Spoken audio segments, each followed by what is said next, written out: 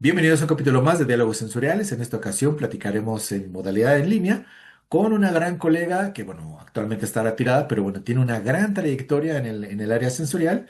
Y bueno, platicaremos de justo de esa trayectoria y bueno, de algunos otros temas. Sharon, thank you so much for accepting this interview and being here with us in Diálogos Sensoriales. Let's start this conversation with the first question. I always ask this because it's interesting. Why and how did you start it in the sensory field? I started in the sensory field, or at least in food science, at quite a young age. So I worked at Hershey Park in Hershey, Pennsylvania, and they were having a tour of the brand new um, food research building. And so I took a tour with my mom. I was 17, and when walking out of the building, I said, I wouldn't mind working here. Within about a year, I had an internship there. I was in product development in the Oh, dairy group. I worked on Hershey's chocolate milk. And when people would do tastings in the lab, as one does, they had booths and everything, but we'd do tastings in the lab, and it would be like this chocolate milk has X% cocoa, and this one has X plus Y% cocoa, and they would come down and we'd taste, and I'm just like, well, this doesn't seem quite right. They know what's in it, so of course they say the one with more cocoa tastes more chocolatey. But shouldn't that be blind? And so that kind of really got my interest in the field. I got my bachelor's at Penn State, food okay, science, okay. and really knew I wanted to do go to grad school, and so I went to grad school in chemistry or in food science instead of chemistry, Nice. and that was sensory evaluation at UC Davis with Rosemary Pangborn. Ah, okay. You had the opportunity then to know her and Yes, I did. what's what's that feeling? I mean, I didn't know her, but I have heard that she was like a great teacher. Can you describe a little bit her classes? How was your Yeah. So experience? when I started saying I was interested in sensory, everyone I spoke to said Pangborn, and I said, what is this? What is this Pangborn? So she and I corresponded back in the day before there was email, and just so knowledgeable, so passionate about the field. Corresponded with everyone, stayed connected, tried to bring different people and different pieces of the science together. Very, very, very professional, very critical of any sensory work that was being done. It was just like, is this really being done the right way? And really taught her students to be critical of research that is published, because some very poor sensory practices were being done at the time. Um, so really learning to do research and holding yourself to a very high standard, I think, is a lot of what I learned from her. In addition to the actual principles of the field. Right. So that way of thinking goes directly to your way of thinking, and then after several times, it's still on you. I mean, it's like something that is in your core personality. It is. Throughout my career, she is almost like a little uh, voice in the back of my head that I have to live up to. Wow. And did you pass that way of thinking to your colleagues or people who is was new at that time in the sensory field, or how was that? Very much so. So being in sensory, you're kind of charged with making some assessments and evaluations, and you need other folks to make those assessments and those evaluations. And so really making sure they understood the why behind what we were doing, and that it really was a science. It is a bit art and it is a bit science, but it's very accurate. It's very real, if you do it properly and you understand, exactly why you're doing what you're doing. So yeah, everybody that tasted with me tasted all my panels. The developers that I worked with, it's very important for me to make sure they understood what was done and, why it was important and what they could learn from it. So it's a wonderful feeling. Okay, after you have been studying at Davis, what came later? Not necessarily the companies, but what was that changing you? It was okay at the beginning. Why did they need to try the difference in the ingredients or whatever? But afterwards, what was this experience in the sensory field? It was the same always? What was that time that it changes really the sensory, if it is a time? So I really had, I'll say, almost three different careers.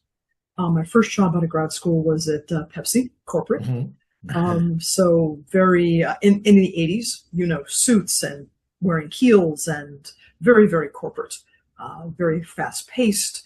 Everyone wanted all sorts of analyses done and all the information and a lot of type A people we were working with. And so intense, but we got a lot of answers to a lot of developers very quickly. I started doing some actual descriptive analysis at Pepsi. They didn't have that before. Mhm. And then from there, I went to the National Food Lab, so contract research, which Okay. was just fascinating to get the opportunity to work on so many different products, from produce to processed foods to skincare to, surface cleaners, toothpaste. It just, you never knew what was going to happen. And, I was there after I was there 10 years, we'd get a project and I'd go, I don't know how to do this. Cool. Okay. So you had to modify the methods. You had to say, what could we apply to this? And so that I found that challenge just amazing. And so a lot of that was really hard, good descriptive work. We did a lot more things where we did the analysis with the consumer, Okay. work drivers of liking, that types of things. I think drivers of liking was really starting to become the big thing at that time. And I found that very powerful to understand what the sensory component was and how that interacted with what the consumers thought. It was actually the first time I saw that very powerful was when I was at Pepsi. We were working on 7-Up, which Pepsi owns internationally. And in England, the consumer results kept saying they wanted more flavor. Okay. Okay. So the developer, the flavors get together and they put in more flavor. Uh-huh. And it didn't like it. So we did the descriptive along with it. It turns out what they actually wanted was more acidity. They wanted more flavor impact. They wanted more intensity. They wanted more of that hit. But it wasn't flavor, which a flavorist would interpret as drops of the citrus oils. It was that they wanted a more intense flavor. So understanding what the consumers mean when you have descriptive analysis and you separate, this one's more sour and that correlates with what they like. And that's a simple explanation. But that I really saw that come of age while I was at the National Food Lab. And my third job was at Cliff Bar, and uh, very different, not so much descriptive, but really involved with the developers and the owner and the plants and just how could sensory support that. Um, the hardest things we did there were when something went wrong. There was some sensory defect, but no obvious cause. And so doing, fishbone diagrams and whatever to get to the root cause of the flavor issue was important. It was hard. It was impactful. But boy, is it gratifying when you find that smoking Right. gun. Yeah. And we did that a lot of times. That So, that aha moment, right? It's really really happy when you arrived at that time. and that's kind of what science is, right? Is you don't know the answer. And I will tell you many times when we found the answer, I'd have said, I would have never at the beginning thought we would find that answer. If you'd have told me what the answer was, I'm like, there's no way we'll get from A to B. And we did. Right. I can notice because of your smile that you enjoy all your, let's say, the journey of your sensory career. But Yes. what was the hard part Not necessarily the bad moments, but the hard part of doing sensory in your case. I think some of that hasn't changed since I was with Pangborn. It's getting people to believe that it's a science, Hmm. that it's not just, oh, they taste something and they can say whatever they want or think whatever they want. It's not valid. It's this soft science. And if I don't like their answer, I can kind of just say, that's just what someone thinks.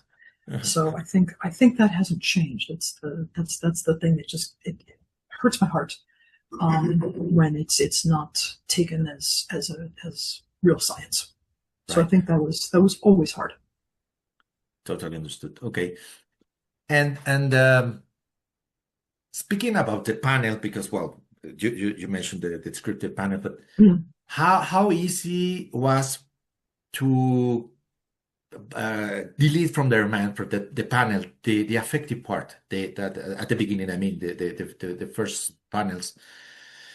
It's easy to tell them, don't mix your heart with the things you are tasting. I mean, we are this company or we are trying this product, but don't worry about the purchasing date or whatever. It's that difficult, the that part, or it's like it's easy. Just don't think on that. I think it takes some time with the panel and tasting things with them. And I think they learn that they can describe something very, very well that Mhm, they don't like. My best panelists at the NFL who did not like high intensity sweeteners mhm. were very, very good at describing all of the flavor characteristics. And I think you get them to understand that that's their job. Right, I use them. They are my instrument. right. And we can get very detailed on the attributes. And we can, Mhm, or mhm. sometimes they would say, oh, that one's terrible. I would say, well, that's very interesting. What flavor notes, what texture, what Right. characteristics does it have that have you say that's terrible? And then they have to unpack it. So having that emotional response, it's human. And fine, have the response. Then go deeper and say, what are the pieces that make it that way for you? Mhm. Or this tastes fantastic. Right. It's interesting because that transition from the descriptive part, I mean, when you spend like many hours trying to describe a product nowadays, this new technologies moves to let's make it quick. This report or miss this report. How do you think the panel is now handling that part? Is like I'm not saying that one of them those are better or not, but the behavior of the panel, because as you mentioned, that's our instrument. So how easy is to recalibrate that from a very particular to a general or not particular description? I found it easier than easier than I thought because my Mhm. mindset was always very science, very Right. precise, very scaling, and but when we started to do, I'll call it a modified method, but what are the keynotes and not a number, but is it people will use a scale very, very quickly. Slight, moderate, strong. Well, and then they'll go, well, there has to be like none, right? Well, then there's Uh, very slight, and then there's slight to moderate, and there's moderate to strong, and then there's very strong. So just anyone, super quick, has a 7-point scale, and you just use language. It has a slight cinnamon note and a very slight citrus note, and it's moderately chewy, but it's slightly sticky. So you could get a appearance, aroma, flavor, texture description, and compare across samples just using pretty common language. But again, I was using it with people who had vocabulary. They knew and they had a common vocabulary, right? And they knew lemon from lime and piney lime from peely lime. So they had the vocab, but then they could pretty quickly apply it to a lot of samples in a short period of time and get a good description. Right. Yes, agree. And well, okay, you have a good work with the panel, but what do you think is the biggest misconception for the general public about how they perceive the flavor? Well, you mentioned a little bit about that, but what's the this big misconception of a descriptive panel with the consumer? Well, I think people still think that the descriptive panel can tell you whether it's good or bad or how much they like it. Yes. And how much, even if they said so, how much 10 people like something does not matter. Right. People would still ask me, oh, but did the panel like it? I'm like, it's not helpful. I think what people learn to do, and a lot of the developers at Cliff became very good at it with me, would not be so much to say which one we liked, but to say a consumer who is looking for this may like it, right? So a developer would come to me and she was working on a banana flavored Z-bar, I think. And she's just like, Sharon, do you think the banana flavors in this is too strong? And I'm like, I don't know why you're asking me. I don't like banana flavor. And one of the, marketing people like wanted it to be stronger and one of them wanted it to be weaker. I'm just like, let's just think about what someone who eats banana flavored products might be looking for. And let's, again, try to taste with their palate, not your own. Right. So doing some of that and getting some prototypes and then getting them in front of people that actually like banana flavored Z-bars. So you can get a lot closer. And a lot of those we did without any consumer testing, and did very well. So I think you have to see it on the scale. But what do I like? Correct. Can I taste something and say it needs to taste like the name? It needs to have the notes that you're claiming that it does. Right. It needs to have them in a way consumers are used to experiencing them. So I understand what the consumer's looking for. Then I can make some comments on, do I think this product fits what they're looking for? It is not my preference. Right. And besides, there is this cross-cultural way of thinking. I mean, that one thing is everything or every survey you can perform inside the US, for example, it might be different if you do that the same in Mexico or in Japan or Yes. Nigeria, whatever. So it's important to know the correct people, right? And different people, different cultures, they do have different preferences.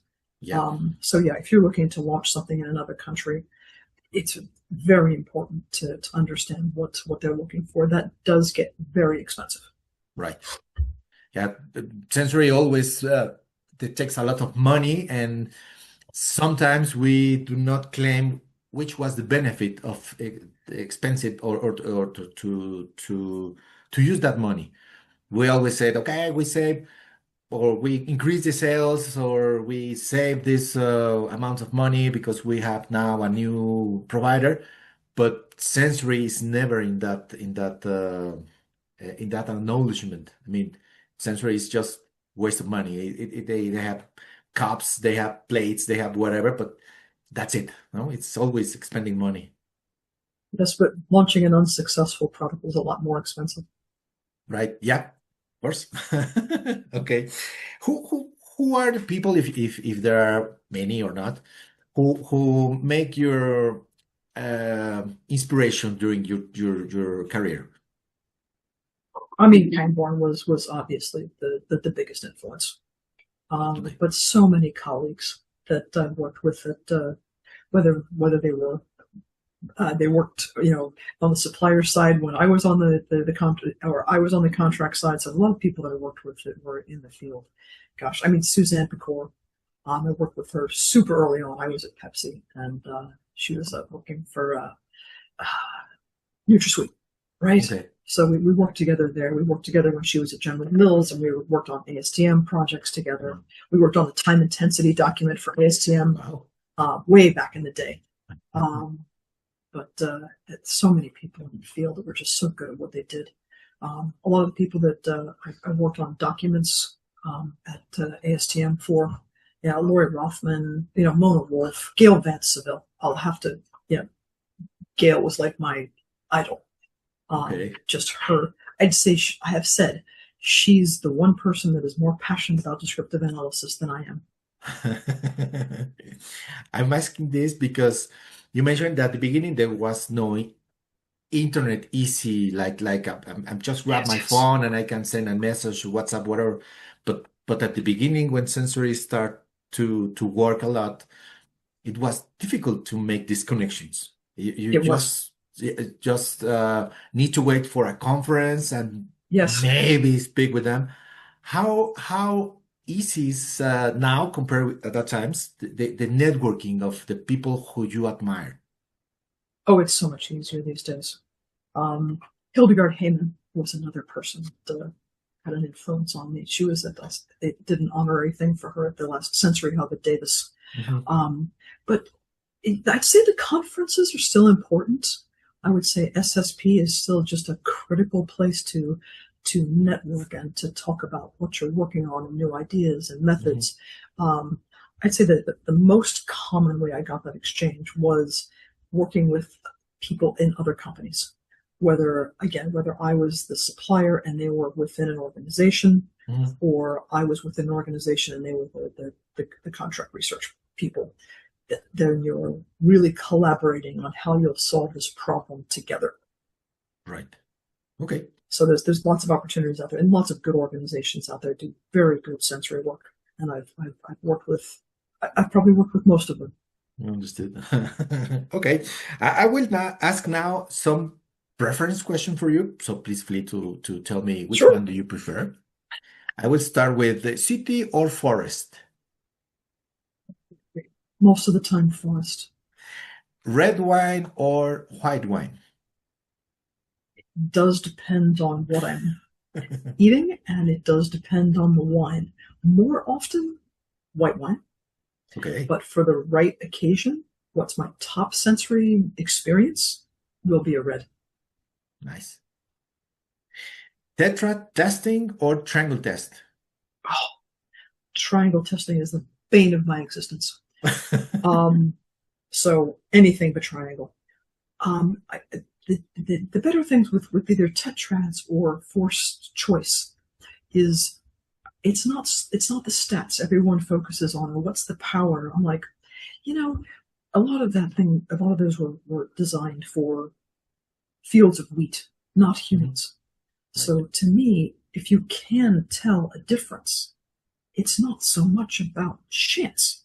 If I can taste a difference, I can taste a difference. So give me the best ability to make that assessment. So if I have the tetrad, I can pair things up better. Like these two are closer and these two are closer. It makes whatever makes me better at the task. Right. Always make your judge as good as your judge can be. If you give me four things and you say two of them are sweeter and two of them are less sweet, even better, because I'm not focusing on the 50 things that could be different. So Right. any way you make the judge better at the task, you'll be more sensitive. It's not just about stats. Yep. Thank you. Traditional descriptive analysis or rapid methods? Traditional. Okay. Coffee or tea? Coffee. Analytical or consumer testing? I am a dyed in the wool analytical um, sensory researcher, Okay. but only if it stays relevant to the consumer. Understood. Pepsi or Coke? I worked for Pepsi for 7 years. Answer: Coke. Okay. Okay. Parametric or non-parametric statistics? Oh, ask a statistician. Okay, nice. So preference mapping or PLS? Oh, I love preference mapping. I just love it. I can look at a pref map and understand like so much behind it. So I've looked at a lot more of them, and so I love prep mapping. Industry or research? As long as the industry does sensory well, I like the pragmatic portion of industry. Okay. Thank you. Thank you for your answers. Okay. Let's move to the final part of the interview. And let's start with this very simple question. Speaking about artificial intelligence, Hmm. how do you see consumer testing is changing, let's say, over the next 5 years? Do we need, as a sensory scientist, to worry about losing our job, for example? I don't think anything can taste for us, whether it's on the descriptive side or on the consumer side. Not in my lifetime. But I do think we need to understand it. I think we need to leverage it early on. If you're looking at people, you ask people, anything else you want to tell us about what you liked? Anything else you want to tell us about what you disliked? You can stare at those comments for hours and not get anywhere. You feed that into AI and you get a fabulous summary in minutes. It saved me hours. Right. So see what it can do for you. Always look at it with a critical eye afterwards, because even some of those, it's fed me something and I looked at it and I'm like, I don't see where the information supports that. Go back and ask AI, you mentioned this. Can you show me what in the data supported that? And sometimes it'll say, well, but that was only one person. I'm like, oh, thank you. So I'd say we do need to understand it. We need to utilize it, but taste, aroma, texture, both from a descriptive standpoint and a personal standpoint, is so complex. Mhm. I think that we keep feeding AI better and better information. It will become a tool that can help us do some predictive things, but in terms of replacing or worrying about the jobs, I don't have any words. Okay. Will we still need the physical cabins or booths for the sensory evaluation? I've never been a huge fan of the white booths for consumer testing. Mhm. If you're doing descriptive, yeah, it's fine, but it's such a I like the fact that it is a fairly controlled environment, but it's so contrived. And it's the other big thing, and we've tried to crack this for a while, is so much of what people like is the need state in which they consume what they're looking for. Gatorade is the classic example. If you test Gatorade blind in a white booth, it doesn't have enough flavor, it is too salty, and it is not sweet enough by a long shot. Okay. Any developer worth their salt could beat Gatorade in a blind taste test. Just which one do you like in a month? Now, if I am dehydrated, if I am sweaty, if I am hot, if I am in that need state, I want something that's less flavorful, less sweet, and more salty. And that is the best tasting thing that I can have. So it's an extreme example, but I think it's true across the board. When you are in a psychological or physiological or both need state for something, what you prefer, how things taste are different. So I think that it's not an easy thing to crack, but I think the white booth, yes, if it's two different things that are very, very similar to each other, that probably is still fine. But I think evolution will be, how do we get people in the right mindset, need state, to give us a better real world answer. Right. Yeah, I agree. In your opinion, what will be the minimal requirements, speaking about the task or something that the people need to know or behavioral, if they want to make a career on as a sensory scientist? What are those skills for that person? Oh gosh. It's some psychology, it's statistics, it's physiology, it's business acumen, Mhm. product ingredients, product development background. I think is also very important. Understanding the components of what you're tasting, and personal interaction with other people in the business. So you need to be able to speak with the marketing people, and you need to be able to speak with the developers, and you need to speak with the people who are making the business decisions. So those are the things that I think academia has a hard time really teaching. When I used to interview students from Davis who had fabulous academic backgrounds, um, I used to so encourage them to please don't study on a Friday night. Don't just say, oh, I study on a Friday night so I get all A's. Go interact with other human beings. Chess class, rollerblade, bowling. Go to a bar. Go just interact with other human beings. Yeah, just need to know that. No, it's complicated because people who is dedicated for the technical part, let's say, they are more like introverted. So they Mm-hmm. like work in a lab with a code and no speak with nobody. So it's a challenge, I guess. No, I think nowadays nowadays it's easier to develop those skills, but it's not common to have one person who by nature has those abilities. I mean, it's quite difficult. Maybe not so much by nature, but I think you have to be able to flex Hmm. your Yeah, natural tendencies. correct. Yes. Um, do you have like a favorite book, poster, paper that you can tell people who this is a must reading for you if you are dedicated or you want to dedicate to sensory? Or maybe a movie? I don't know. I think that Hildegard and um, I think it's under Harry Lawless and Hildegard Hammond, Hmm. Principles of Sensory Evaluation. It is not recently written, but so many of the principles. It is to me the book that Right. if you have a question, mine was well worn.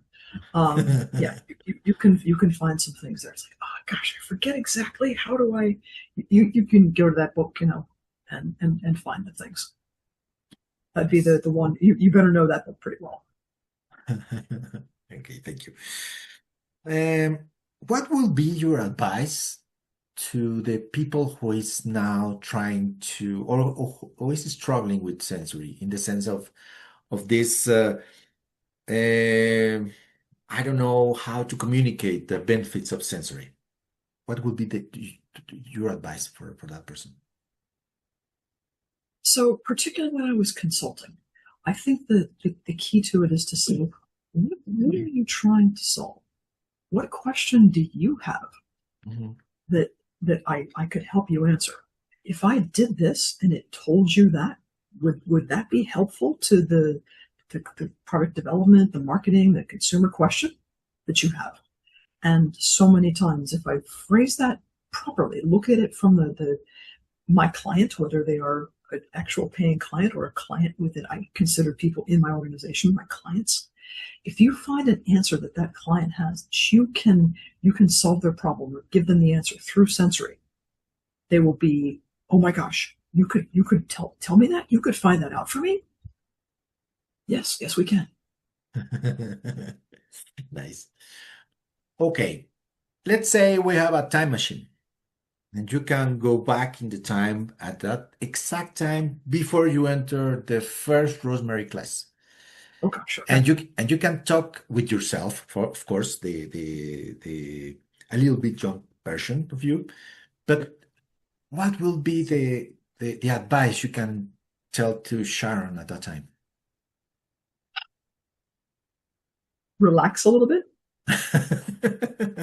Um, you're going to do fine. You're going to love it. You're going to do well, but don't be so worried about the outcome. Don't control the outcome so much. It it will come to you. Great. Thank you.